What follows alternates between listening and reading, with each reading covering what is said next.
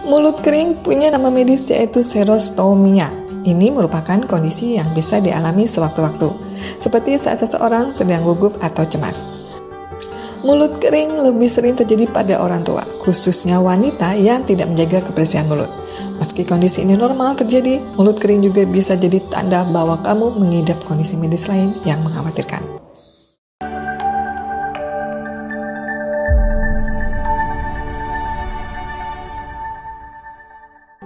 Mulut terasa pahit dan kering di usia 55 tahun bisa menjadi pertanda dari beberapa hal. Baik itu kondisi yang umum terjadi seiring bertambahnya usia maupun gejala dari masalah kesehatan yang perlu diperhatikan. Penyebabnya bisa karena penurunan produksi air liur. Seiring bertambahnya usia, kelenjar ludah bisa kurang efektif dalam memproduksi air liur. Padahal air liur sangat penting untuk menjaga kelembapan mulut, membersihkan sisa makanan, dan menetralkan asap.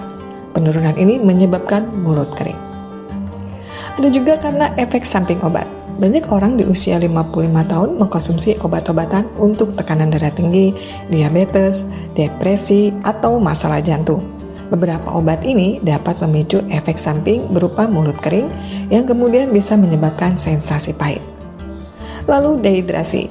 Kurangnya cairan dalam tubuh adalah penyebab umum. Saat tubuh kekurangan cairan, produksi air liur akan berkurang. Dan ini dapat membuat mulut terasa kering dan tidak nyaman. Masalah gigi dan mulut. Mulut kering bisa meningkatkan resiko pertumbuhan bakteri di mulut. Akumulasi bakteri ini dapat menyebabkan bau mulut dan rasa pahit. Ada juga karena penyakit reflux asam, GERD. Kondisi ini terjadi ketika asam lambung naik kembali ke kerongkongan. Asam yang naik hingga ke tenggorokan bisa meninggalkan rasa pahit di mulut, terutama di pagi hari atau setelah makan. Kondisi lainnya bisa karena diabetes, penyakit ginjal, atau sindrom Sjögren, penyakit autoimun. Dapat juga menyebabkan mulut kering dan pahit. Lalu apa ya yang harus kita lakukan?